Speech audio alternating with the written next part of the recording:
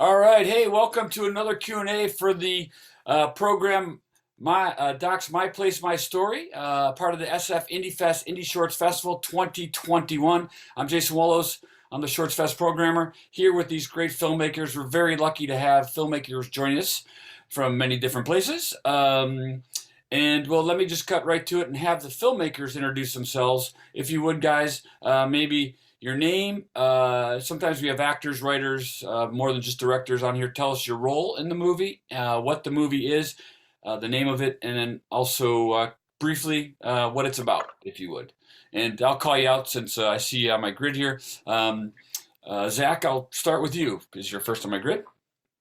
Hi, I'm Zach Fox. I'm from Winston-Salem, North Carolina. My film is Spirit of the Cinema.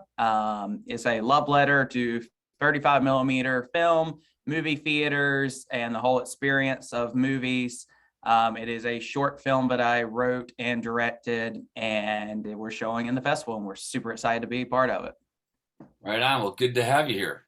Thank you. And then, I'm sorry, your name on the Zoom, it says the Len Creative. Oh, Thielen Creative. That's my last name. George Thielen produced the short doc Record Plant Sausalito, about the Record Plant recording studio up in Sausalito. Tremendous history, rumors, Rick James, Sly Stone, just a lot of great Bay Area history. But it's recently been purchased and they're trying to get it up and running. In fact, I was just down there last month for an event and the interior looks like it did in the late 70s. It's crazy. So anyway, great story. Yeah, pretty cool. Lots of great music out of that space. For sure. David, you're next on my view. Yeah, Dave Barham, in LA at the moment, directed and produced the short One All the Way, which is about three old Jersey guys who are in search of the world's greatest hot Texas wiener. And along the way, they discover what happened to their hometown of Paterson, New Jersey. Yeah, good story. Made me hungry too. Concoction. Costanza, you're next, please. Yeah. Okay, thank you. I'm Costanza. I'm the director of Who is Weary Willie? And it's a short film that explores the life of the famous circus character Weary Willie and the story tied to controversy and confusion over identity between his creator, that is Kelly Sr., and his son, Emmett Kelly. That's our short film. Excellent. If it's possible, if you can move closer to your computer, your microphone, it's just a little distant. It's okay, but if it's possible, it'll be better. Well, fantastic. Yeah, a variety of great films, eclectic mix, all very different. One of the cool things about going to a short film program or a short block is you maybe going for one short film and you get to experience many short films. And you might not like all of them or like each one, but it exposes you to many different experiences and moods, and it's just wonderful to get the variety of films. So if you could, I'll call each one of you out too. What was like the inspiration for telling these stories? As you can see, I kind of put them together. They all have a sense of the person and their connection to a place, whether it's a place they created or it's an actual physical location that they migrate to. So George, I'll start with you. What's your inspiration for your film? Well, I live north of San Francisco and have worked a lot with the local history museums and historical societies up here on a variety of projects. And the amount of history here is tremendous, but the amount of music history in the North Bay and in the San Francisco Bay Area, and not just, the 1960s psychedelic scene, but 1950s West Coast jazz lived here. There's so much lineage, and all of that is somewhat represented at this one spot, the Record Plant studio. And so as a matter of just getting that story out, because the building still existed at the time that this all started, it wasn't in operation. And so I felt it was important just to throw it out there as a mention. And who knew that there were guys on board, including the Rumors album producer, who would purchase it and get it off the ground again. So it's just really great to be a part of that story, and the feedback that I've been getting from people all around the world on this project, being included in this festival and other festivals around the world. It's amazing. The stories resonate. Everybody knows music, so you don't have to like it necessarily, but the story is certainly historical and interesting. So I'm glad you made the film, because that's lots of great music came out of there. It's a story that needs to be told, right? I mean, sure. And there's bigger projects to come. I mean, our video is 5 minutes. You could have spent, trilogy on this if you want to, but you also need that budget. Have you seen any other documentaries about famous music locations like Muscle Shoals or? For sure, yeah. Sunset Sound. I watch all of those. Being a music producer as well, so I'm into the history. I believe that there's an importance, as you mentioned, with people and spaces. I believe there is energy and things that come from a space, and those walls still, when you walk in there, you can tell it was a recording studio. The sound, it's pretty remarkable. Yeah, you can feel it, I bet. Yeah, good vibes. Yeah, I can keep talking to you. We'll talk later. I can talk to you because we live in the Bay Area with the music scene. Oh, right on. Yeah. Zach, now while your film isn't particularly a doc, it has this spirit of space, especially something that's really relevant and current that I hope we don't see disappear. Tell me more. What was your inspiration? So back, my family and I have ran a small chain of movie theaters here in North Carolina all my life. And back in 2012, we were forced to switch to digital cinema, like every other theater there was. And there was always this spirit with film that we had. Everybody connected with film. You could actually touch it and feel like you're doing something.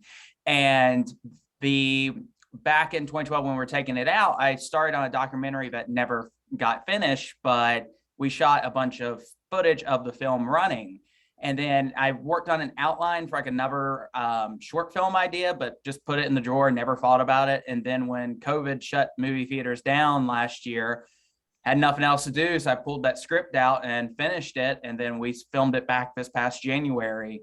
And we really felt like it was, a story that should be told now, that, even 12 years ago, that wasn't the best time to tell it. So now it's like, let's do it now. And we're really proud of it. And all that footage you see in the film of the actual projectors running and stuff was film we shot back in 2012. So we reused some footage. So some of your inspiration is basically you're in that world. You wrote about you a little bit, right? Or your experiences. Yes. And our lead, Francis, is inspired by our old projectionist, and he is still alive. There's a dedication to him at the end of the movie, but like everything he talks about and stuff was like real conversations we had with him. Is that not an actor? That's actually him? The actor, there's an actor that plays him, but in the credits, we have a thing with the real person. Yeah. So, right on. I could talk to you for hours too, because I'm in the world. I started in the filmmaking business using film. So I know flatbeds and movie theaters and all that stuff. Yep. And then I'm actually right here in our movie theater now. I was like, let's just do this interview here. So yeah, wonderful backdrop. Good choice. Thank you. Costanza, what inspired you? I always I don't know if you noticed, sorry to cut you off, PBS happened to they had a documentary on the history of circuses last night. Did you catch that? Yeah. Can you hear me now better? Yeah, you're great. Okay, yeah. Perfect. I have my headphones. So I cut you off. Go ahead. Okay, so I have always loved circus, and last year BDC and El Dorado Films commissioned me to direct one of their shorts. BDC, it's a production company that is called Veteran Documentary Corps. They do films about the veteran experience. And when they commissioned me the story, I was really happy. It was about a World War II veteran who later became a clown. So I say, okay, I want to take this story because it's related to circus. So when I started researching about it, it was not as simple, because it was all this controversy and confusion over identity that we didn't know at the beginning.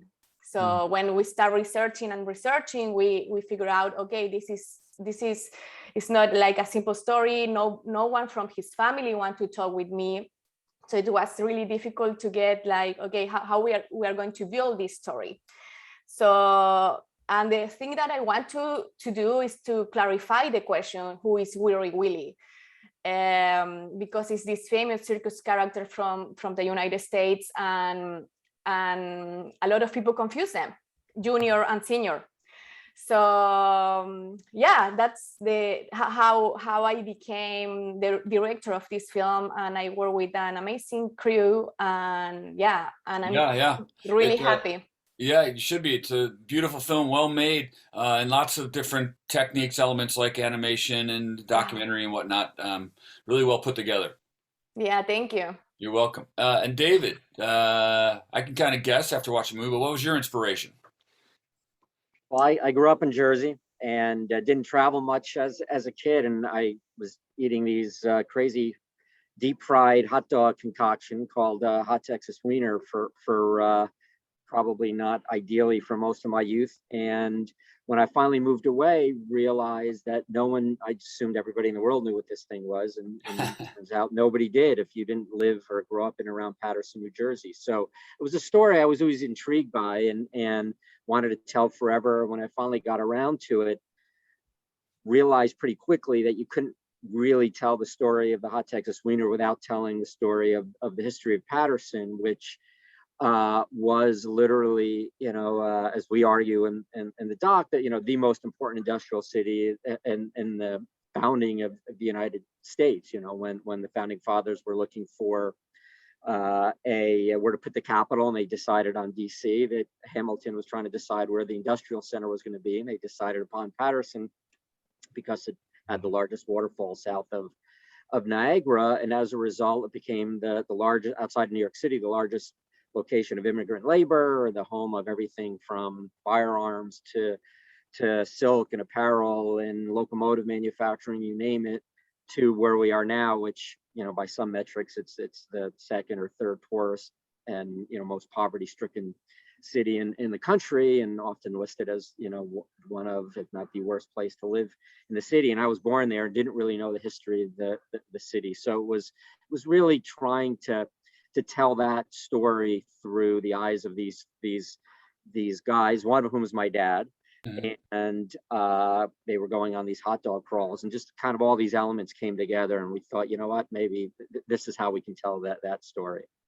Yeah, I didn't really know about Paterson, more or less, or its rich history. I mean, it has a very vivid history, and it's wonderful that we get to that or touch on that with the start of this Texas hot dog, or the owners of the hot dog stand, if you will, right?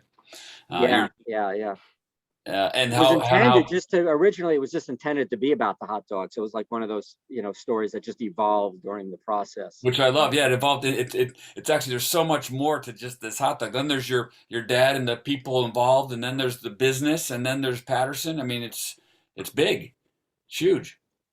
I think it's a it touches upon a lot of issues of aging and alienation and nostalgia that I think, even if you're not familiar with what a hot Texas wiener, it seems to have we're fortunate that it seems to have resonated with folks around the country.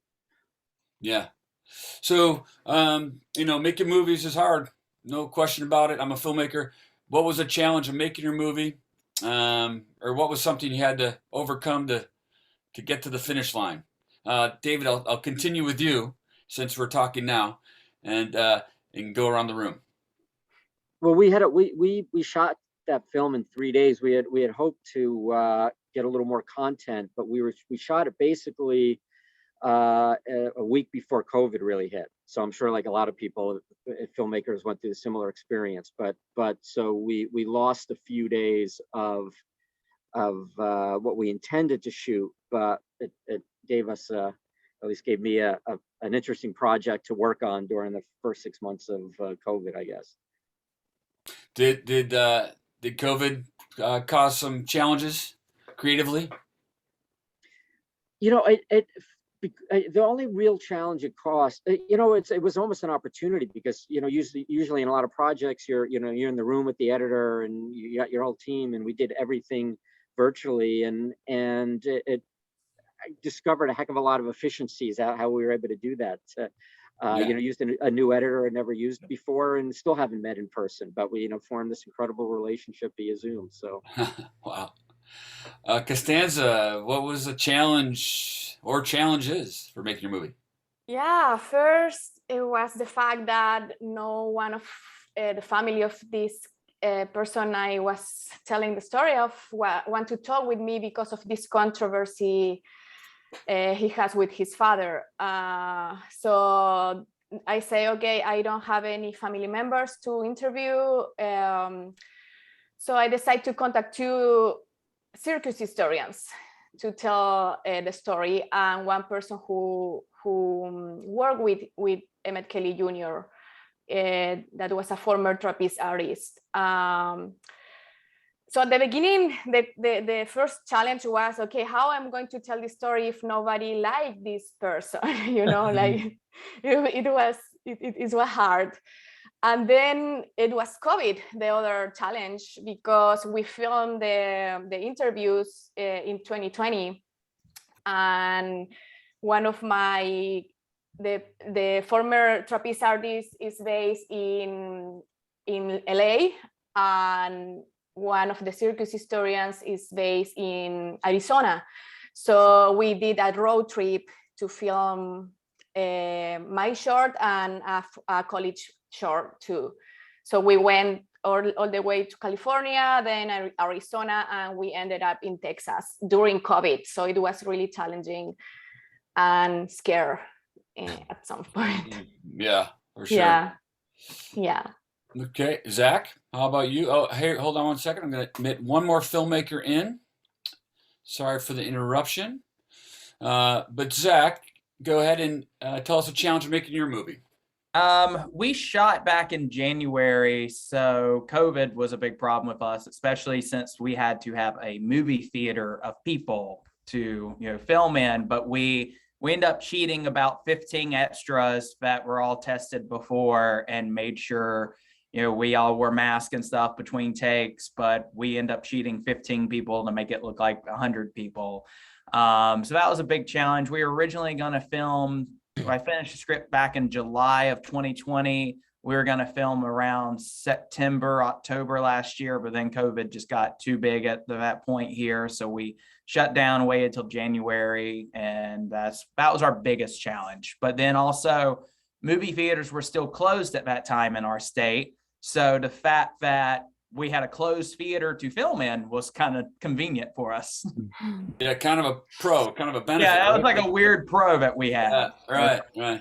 Because usually the biggest challenge is location for indie filmmakers. They say like, for your first films, don't have kids, don't have maybe food, and location, like keep it in one location. And animals. And what? Animals. And animals, animals. Yeah. Right. That's right. Yeah, and we shot in 2 different locations. We shot everything downstairs at one theater in Winston-Salem, everything downstairs at the Liberty Theater in North Wilkesboro, and then everything upstairs in the projection booth was at the Winston-Salem Marketplace Theater because we had the actual equipment there and we didn't have to transfer everything. So we shot in 2 different locations, which were about an hour and a half apart. I'm going to continue the question, but I just want to welcome Ian. Ian, hey, how's it going? Really quick, can you just say, introduce yourself, your name, your movie, and what it's about quickly? Yeah. So thank you for having me. So my name is Ian Leifer, and I'm the director behind Rancho Shazam, A Beautiful Junkyard. And what's it about, briefly? So Rancho Shazam, A Beautiful Junkyard is about I think what it really means to be an artist, and it tracks a man named Lee Greenberg in his process of trying to create a Rancho Shazam, which is this very unique artist residency on 101 southbound. And so his process of not only going through with building that, but also maintaining it and I guess protecting it from Marin County regulators. Okay. And that's in Marin, California, Larkspur, California? That is correct. Yeah. On 101 southbound. Right on. Well, we have some guests from different places around the world here, so they might not know where that is. Hey, George, what was something challenging about your film, making your movie? Well, obviously the music, a short documentary. I wasn't going to be licensing anything off the Fleetwood Mac albums or Rick James or Sly Stone. So that also had a determining factor in the length of the project, because how long could we really stretch out telling the story about music without actually having any of the music in it? So what I chose to do is to just take a very small slice of vignette, one story that would hopefully, as I've heard from all of these filmmakers, the story changed. You had a script, you were going in thinking one thing, and then it led to this other thing. And that's what's great about, I think, documentaries and history, because it leads you down other paths the unknown unknowns, if you will. So for me, I knew consciously at the beginning, music was going to be a key. Luckily for me, I was able to create my own sort of studio sounding scratch track in the background as a bed that I could use and imply various things, which worked fine. Plus I get 0.0004 cents royalties every time. Yeah, I don't know much about music rights. I am a filmmaker, but with the amount of history, music legend history in that place, you would have been in the multi-millions of dollars probably to. For sure. And even the new ownership group, and putting together various promos and things of that nature, it's very difficult, because a lot of what they would love to use as stuff that was created there is, not necessarily always available at a price that you can afford. Yeah.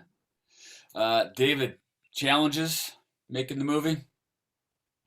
Yeah, like I said, it would definitely start off with COVID. Also, in our case, a lot of the key figures had either passed or were close to passing. Obviously, if you've seen the film, there's a lot of elderly people in the film, and a couple of the interviewees made a kind of boneheaded move where we interviewed a couple of them who were around 100, and one of them had passed a few days before we actually did the filming. So learned a good lesson, which is always to have your camera on you, even during the prep period. But it was because just tracking people down who were in assisted living facilities, and just when we kind of just lucked out, and one of the individuals who still had enough. He was really 99, but didn't want to admit he was that old. So in the documentary, he says he's 96, which I thought was kind of funny. But so it was just between COVID and finding some of those elderly folks was definitely a challenge. That's cute. Yeah, you had a lot of talking interviews for sure in that. Yeah, we were fortunate to get a bunch of folks. You were, yeah, it was lovely. Provided a lot of texture. Ian, what was the challenge of making your movie? So the biggest challenge of making the movie was getting in contact with Lee Greenberg, our main protagonist, I guess. So it was a little bit of a process where I go on my way to my high school. I pass Rancho Shazam 2 or 3 times a day, and so did probably half the people from my high school. So we were all just wondering, what is this? Nobody really, they knew what it was, but they didn't really know what it was. And beyond that, there was very little information. So in order for me to find Lee Greenberg, I had to actually enter their property, which is a little weird, given the dynamics of that. And so you were trespassing. Technically, yeah, but it was in the name of the art, right? So take your camera. Yeah, right. The first day I wasn't really there to film, but I ended up getting redirected over the course of about a month and a half from one guy to another guy to another guy, and then to Lee finally. And then we actually got a time for the interview, and then that's when we knew we finally got it. We actually could tell a story. So yeah, just getting in contact with Lee was probably the hardest part of the production. Right on. Very good. And what's something you've learned? I'll keep going with you, Ian. What's something you've learned, either about your subject, about yourself, about the world from making this movie? That as an artist, it is your job to express yourself, regardless of, I guess, what the cost could be. And that's well, I mean, fortunately, I think I got away with what I did, entering their yard. But there could have been costs for me personally creating the piece of art, and I got to, learn more about somebody who is, as I described it earlier, up against Marin County regulators. Marin is a very, very gentrified area. And Rancho Shazam takes it in the complete opposite direction. Is this one of your first films? This is one of my first films, yes. Right on. Yep. So you probably learned a little bit about the process of filmmaking too. Right. You never stop learning. about No. filmmaking. No. David, did you learn anything about your subject, about the world, about yourself, about filmmaking? I'd say more than anything, so many things. So how do you narrow it down? But I think more than anything, as I mentioned earlier, it was just, maybe often, or at least speak for myself, how little I knew about the place I was born and spent so much of my life. And by the time I was growing up, Paterson sadly was, one of those cities that the industry had left, became very poverty stricken. It wasn't a particularly vibrant place. Didn't know everything that you kind of hear stories, but didn't really know what led to that or its incredible history long before I was born. So it was more than anything, was just really learning a lot more about the history of that city. Yeah, and real quick, what is kind of the near future hold for Paterson and more specifically the business? As we touch upon, there's less of the grills that are left, and that really hasn't changed. In fact, the most iconic of them, which was the last remaining grill at the Waterfalls of Liberty, shut down shortly after we filmed there. Unlike a lot of the Northeast cities, Baltimore, Philadelphia, you can name them. This is just a city that just has not had the same experience of any sense of rejuvenation. On the other hand, we touch upon a stadium, for example, in the film that has become quite abandoned and decrepit, and there was just a $80 million fundraising campaign to rejuvenate that stadium that I think Cal Ripken actually is a part of leading. So there's pockets of good stories that hopefully will lead to at least some hope for the communities in the city. Yeah, I hope so. There's a sense of loss in some of these movies too. Now that I'm thinking about it, it brings the group together, and I hope Paterson revitalizes, and we don't lose those kind of mom and pop grills and restaurants. It's vital to our interaction, I think. Yeah, exactly. I totally agree. Costanza, do you learn anything making a movie? Yeah, for sure. I learned a lot of things. One of them was about the circus industry, about the codes of the clowns. No face is the same as other face, so they have this kind of codes. And yeah, Emmett Kelly Jr. didn't follow the code, so he was kind of rejected, and it created this controversy in the circus industry. And I also learned a lot of the process of creating a movie. I used to work as an assistant director in Chile for like 7 years, but this is my first movie as a director. I am a documentary photographer too, and photojournalist, so I create my own little pieces, but by myself. So this was an opportunity for me to work with a crew of people, like a whole crew, and it was really great to have this process, to work with other people, to work with the director of photography and with the animator. It was amazing. So yeah, I learned a lot. And who knew there was a clown code? Right? Yeah. And it's funny that, I mean, I'm probably a little bit older than you. I recognized Weary Willie. I knew that growing up till now. It's like it was a clown face I saw all the time, but I didn't know, wow, there's a story behind it, right? Yeah. But yeah, wonderful. Zach, what are some things you've learned? I think the first thing I learned is don't ever delete old footage, because the footage we shot in 2012 was be able to use 8 years later in this. I can appreciate that. I'm not sure because then, you start collecting things. My wife is like, you got to get rid of some of these 16 millimeter film cans. Exactly. And I've been through that too. And that hard drive took about 3 days to find in a storage unit, but I found it. I was like, hey, it's still there. The second thing I learned was the stories don't ever die. That we originally were working on a documentary 8 years ago that didn't happen, but only after we were done with it and never finished it did the real story present itself, which was the movie theater didn't experience the spirit anymore once the 35 was gone and the digital was inside. No one experienced the spirit of the cinema as we know. And that was a real thing. It's like that became the actual story to it. So Yeah, you guys are inspiring me to come up with many more questions, and we won't have enough time. So I'm going to move on. George, what'd you learn?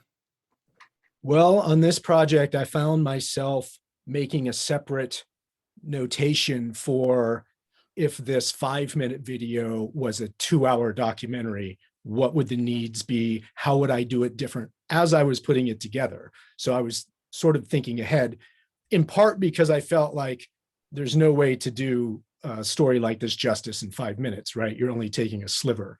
So I found myself in this process thinking a little bit differently, actually, about another project while I was making this one. So interesting.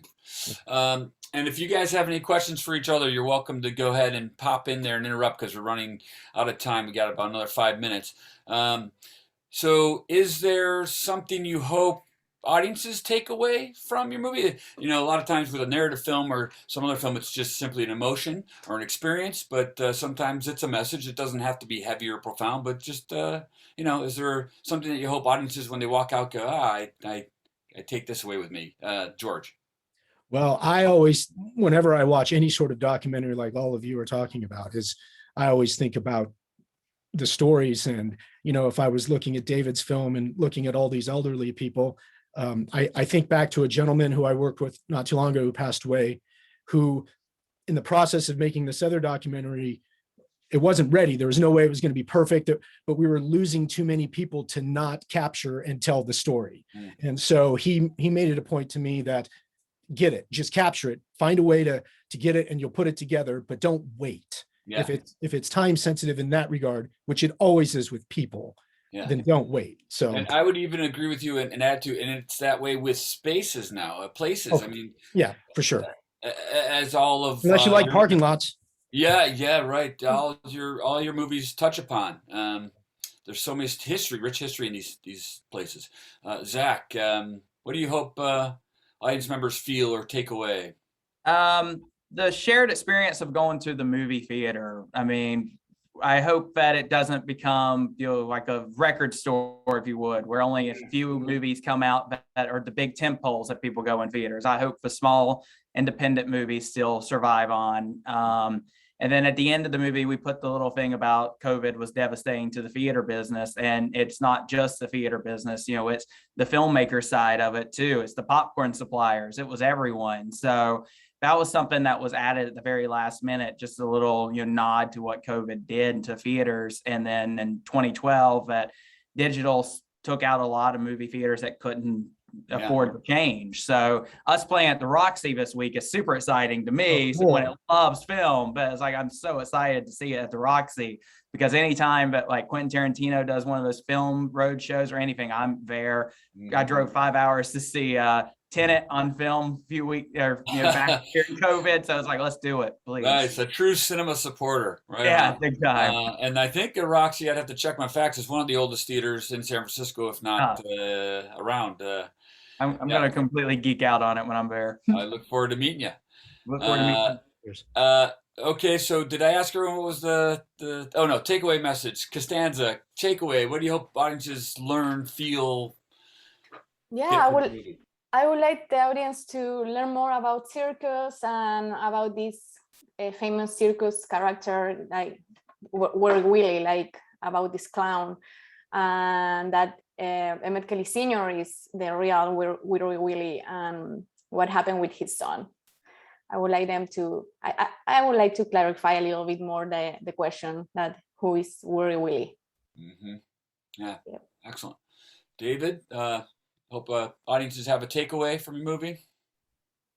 Yeah, you know, sounds like all these films, which are awesome in one form or other, sort of champion the underdog, and you know, I think in our film, maybe it's just a reminder that in these times of unprecedented growth and prosperity, there's still lots of folks in communities that get left behind, and don't profess in a 20-minute film to have a lot of answers to that, other than at least try to get people to do a little thinking about it. Yeah, indeed. Good point. Although your shorts are powerful, man.